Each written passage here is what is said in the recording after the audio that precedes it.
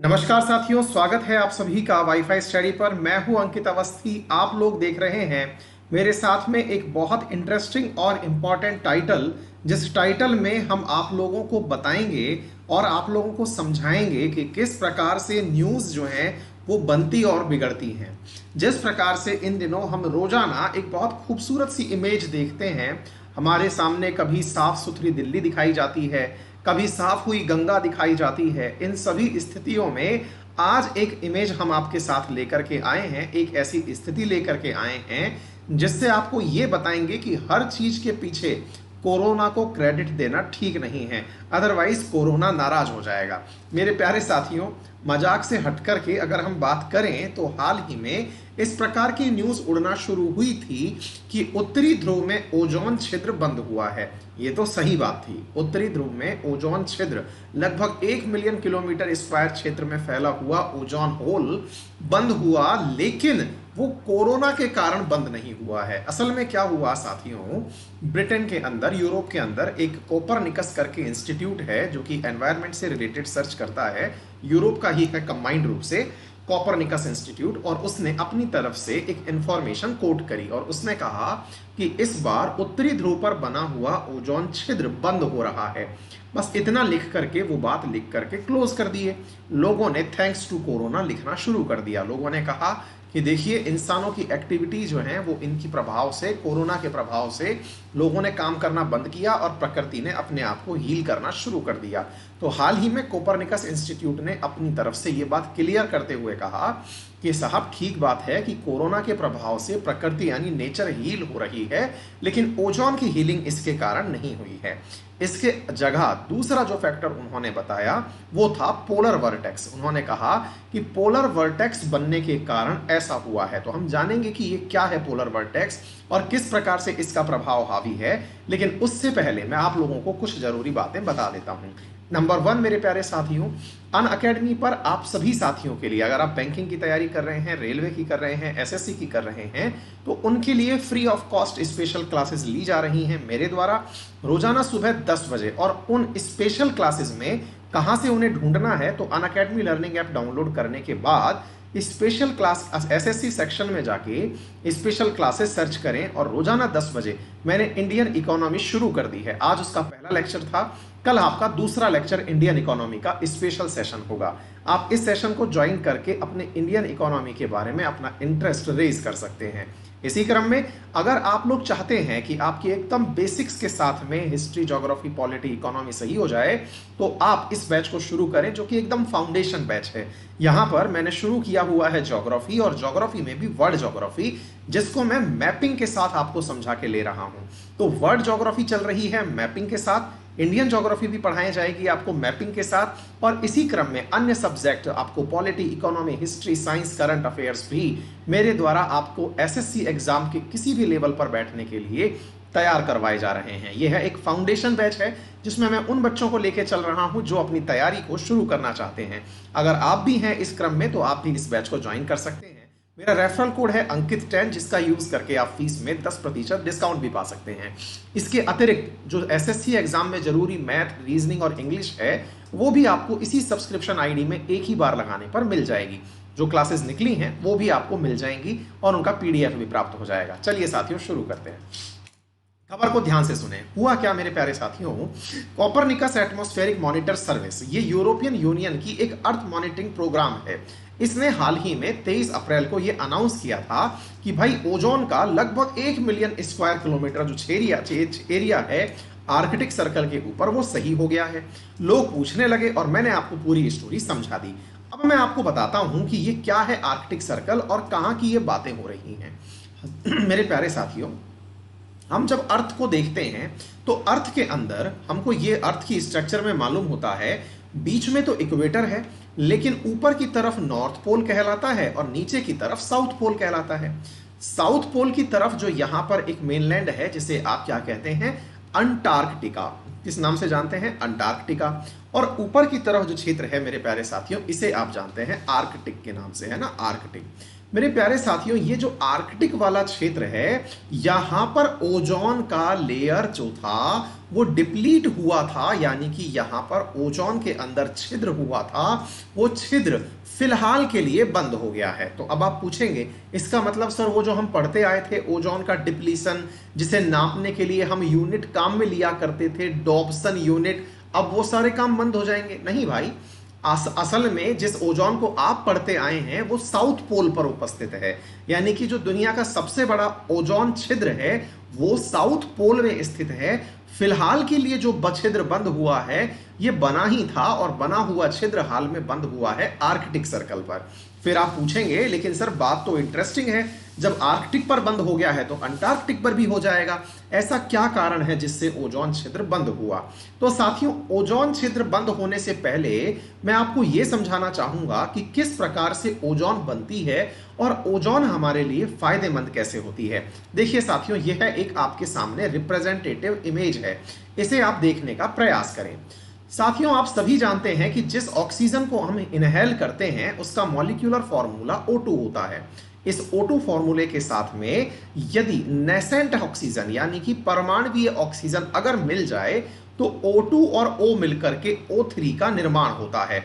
बड़ा सवाल बनता है कि सर ये वाली ऑक्सीजन बनी कहां से होगी? स्वाभाविक सी बात है कि अगर आपने एक ऑक्सीजन को दो हिस्सों में तोड़ा होगा, देखिए एक O2 था, इसको दो हिस्सों में तोड़ा तो दो ऑक्सीजन का निर्माण हुआ। ये जो दो ऑक्सीजन है ये O2 के साथ मिल गई तो भाई साहब O3 का निर्माण हो गया। तो O3 असल में क्या है? आपकी ऑक्सीजन जिसे आप श्वसन क्रिया में लेते हैं और मुक्त ऑक्सीजन, इन दोनों की प्रक्रिया से मिलने के कारण मेरे प्यारे साथियों O3 का निर्माण होता है। अब आप सवाल पूछेंगे कि सर इसमें ऑक्सीजन का मॉलिक्यूल टूटता क्यों है?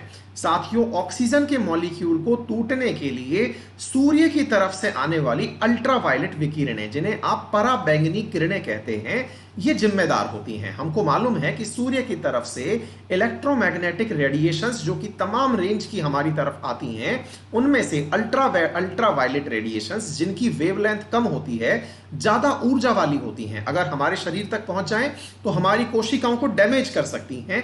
वो समताप मंडल में, समताप मंडल बोले तो संताप मंडल का मतलब हुआ स्ट्रेटोस्फेयर। मेरे प्यारे साथियों, ये स्ट्रेटोस्फेयर में ऑक्सीजन के साथ क्लियर रिएक्शन करती हैं। कौन? यूवी रेडिएशन, और रिएक्शन करके दो मुक्त ऑक्सीजन का निर्माण करती हैं जो अन्य ऑक्सीजन से मिलकर के O3 के अंदर कन्वर्ट हो जाती हैं।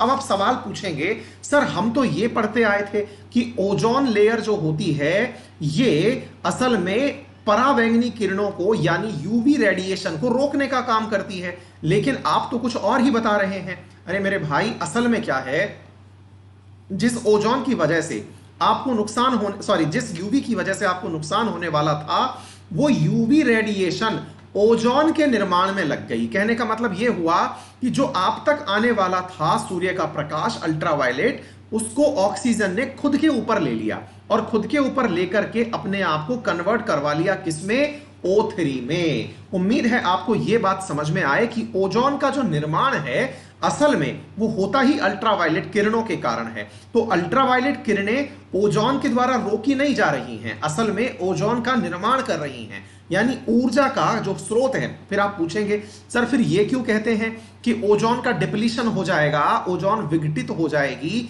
तो सूर्य का प्रकाश नीचे आ जाएगा? कारण है साथियों, कारण क्या है कि कई बार जिस ओजोन को आपने अभी बनाया ये क्लोरीन के मुक्त मूलकों के साथ यानी फ्री रेडिकल्स ऑफ क्लोरीन के साथ रिएक्शन करके ClO, ध्यान से सुनिएगा, ClO और O2 का निर्माण करते हैं। ध्यान से समझिए मैं क्या कह रहा हूं आप लोगों से मेरे प्यारे साथियों। यहां पर जो ऑक्सीजन है वो क्लोरीन के साथ रिएक्शन करके ClO और O2 का निर्माण करते हैं, अर्थात जिस चीज को बड़ी मेहनत से यूवी ने बनाया था वो कन्वर्ट किस में हो गई? वापस ऑक्सीजन में कन्वर्ट हो गई। और फाइनली जो ओजोन की परत बनी थी यानी O2 ने मिलकर के जो ओजोन बनाया था, जो कि अब एक लेयर का काम कर रहा था, किसको जाने से रोक रहा था? सनलाइट को जाने से रोक रहा था। मेरे प्यारे साथियों, जमीन पर वो इस क्लोरीन के कारण से डिप्लीट होकर के केवल ऑक्सीजन तक रह गया। मतलब यह हुआ कि जो ऑक्सीजन पहले ओजोन बनाने के काम आया था अब वो ओजोन बचा ही नहीं, तो यूवी रेडिएशन जो है वो धीरे धीरे पृथ्वी पर आना शुरू हो गई, जिसकी वजह से हम लोग चिंतित होने लगे। यही कारण है कि हमने क्लोरीन पैदा करने वाले जो कारक थे, जिन्हें ओजोन विघटनकारी कारक कहते हैं, जिनमें से क्लोरोफ्लोरोकार्बन प्रमुख है, जिसके लिए हमने एक प्रोटोकॉल किया था जिसका नाम मॉन्ट्रियल प्रोटोकॉल है, जिसके तहत यह निर्धारित किया गया था कि क्लोरोफ्लोरोकार्बन का उत्पादन पूरी तरह रोक दिया जाएगा। और यही आधार भी था कि हमने क्लोरोफ्लोरोकार्बन का निर्माण रोक दिया। अब बड़ा सवाल बनता है कि सर एक बात बताइए, आपने जो बातें बताई वो तो ठीक हैं, लेकिन एक बात फिर से ये समझाइए, आफ्टर ऑल ओजोन की परत मतलब हील कैसे हुई है? तो मैंने कहा भाई कोरोना के कारण तो नहीं हुई। फिर आप पूछेंगे अच्छा तो लोगों ने सर आजकल जो यूज करना बंद किया है, वो जो यूज करते थे लोग आज से पहले, हमने कहा क्या? बोले आप जो क्लोरोफ्लोरोकार्बन बंद करते थे आजकल शायद वो करना बंद कर दिया है, इसलिए हो गया होगा। नहीं भाई, इसका और भी एक कारण है, और वो क्या है? वो है पोलर वर्टेक्स। अब ये पोलर वर्टेक्स क्या होता है मेरे प्यारे साथियों? पोलर वर्टेक्स पोल पर चलने वाले चक्रवात हैं। ध्यान से सुनिए मैं क्या कह रहा हूं। जिस तरह से साइक्लोन आप सुनते हैं, पोल पोल कौन से? उत्तरी ध्रुव और दक्षिणी ध्रुव। तो मेरे प्यारे साथियों, पोल पर चलने वाले चक्रवात पोलर वर्टेक्स कहलाते हैं। उत्तरी ध्रुव पर चलने वाले चक्रवात और दक्षिणी ध्रुव पर चलने वाले चक्रवात। इस बार क्या हुआ है कि उत्तरी ध्रुव जो कि ऊपर की तरफ है, यहां पर एक स्टेबल पोलर वर्टेक्स बना है। बोले चक्रवात से पोलर वर्टेक्स कहलाता है, ये तो समझ नहीं आया। अभी और समझाते हैं मेरे प्यारे साथियों। सामान्यतया जब हम चक्रवात की बात करते हैं तो हम जमीन की सतह पर बात करते हैं। जमीन की सतह से मतलब हुआ हम बात करते हैं जमीन के आसपास चलने वाले हवा के बवंडर की। लेकिन जब पोलर वर्टेक्स की बात की जाती है तो ये साधारणतया जमीन से 9 से 10 माइल ऊपर बनते हैं। लगभग 15 से 20 किलोमीटर ऊपर बनने वाले चक्रवात होते हैं। ये क्यों बनते हैं? इसके पीछे ज्योग्राफी का फीचर है जिसे हम जेट स्ट्रीम कहते हैं। जब जेट स्ट्रीम बहुत मजबूत होती हैं तो ये पोलर वर्टेक्स एक ही क्षेत्र में बन करके घूम रहे होते हैं। हवा में दाब के परिवर्तन के कारण इन चक्रवातों का निर्माण होता है। उत्तरी ध्रुव पर बना हुआ इस बार का चक्रवात बहुत स्ट्रांग था। ऐसी स्थिति में चूंकि ध्रुव पर पहले ही सर्दी बहुत होती है और इस बार टेम्परेचर बहुत डाउन हुआ गया था, और यह डाउन हुआ टेम्परेचर केवल जमीन पर तो था ही नहीं, मैंने कहा आकाश में था, यानी कि समताप मंडल की तरफ था। और ये जो बहुत कम टेम्परेचर तक पहुंचा हुआ चक्रवात था, इसने अपने चक्र में ओजोन परत को हील कर दिया। ऐसा कहा है कॉपरनिकस इंस्टीट्यूट ने। इसने कहा है कि इस बार चक्रवात जो कि पोलर वर्टेक्स था, उसके बनने के कारण से ओजोन परत की हीलिंग हुई है। कोरोना के कारण प्रकृति इतनी भी साफ सुथरी नहीं हो गई कि 15 दिन के अंदर प्रॉपर तरीके से प्रॉपर्टी हील हो जाए। उम्मीद है आप सभी साथियों को ओजोन परत की हीलिंग से जुड़ी हुई बात, ओजोन परत का उपयोग, ओजोन का निर्माण और पोलर वर्टेक्स का योगदान समझ में आया होगा। बड़े सरल शब्दों में मैंने कम समय में आपको समझाने का प्रयास किया है। डिटेल के लिए आप लोगों को कभी स्पेशल क्लास में समझाएंगे जेट स्ट्रीम्स कैसे चलती हैं, दाब की विकिरण किस प्रकार बनती हैं, दाब चैम्बर्स कैसे बनते हैं, प्रेशर चैम्बर्स कैसे बनते हैं। इसी स्पेशल सेशन में हम लेंगे आप लोगों के लिए, क्योंकि इसमें लगभग 1-1.5 घंटा लगेगा समझाने के लिए। फिलहाल के लिए इतनी ही बात आप समझें। मेरा ये है Telegram group GK by Ankit Awasthi sir, जिस पर 1 लाख के आसपास विद्यार्थी जुड़े हुए हैं। आप भी जुड़ जाएं। यहां पर आप लोगों को मेरी क्लास की नोटिफिकेशंस और मेरी क्लास की पढ़ाई जाने वाली पीडीएफ प्राप्त होती रहेंगी। टेलीग्राम पर है GK by Ankit Awasthi sir के नाम से, चैनल है अंकित अवस्थी सर के नाम से, आप इसे भी सब्सक्राइब कर सकते हैं। अगर आप अनअकैडमी पर पढ़ना चाहते हैं अपने छोटे भाई बहनों के लिए, तो आप उन्हें 9th से 12th के लिए सीबीएसई द्वारा जारी की गई क्लासेस भी दिलवा सकते हैं, जो अनअकैडमी पर उपलब्ध हैं सीबीएसई के लिए। अगर आप डिफेंस की तैयारी करना चाहते हैं तो आप वाईफाई डिफेंस को सब्सक्राइब करें। अगर आप टेस्ट देना चाहते हैं तो वाईफाई लाइव टेस्ट सब्सक्राइब करें। आपका दिन मंगल में हो। फिर सुबह मुलाकात होती, तब तक के लिए आप सभी से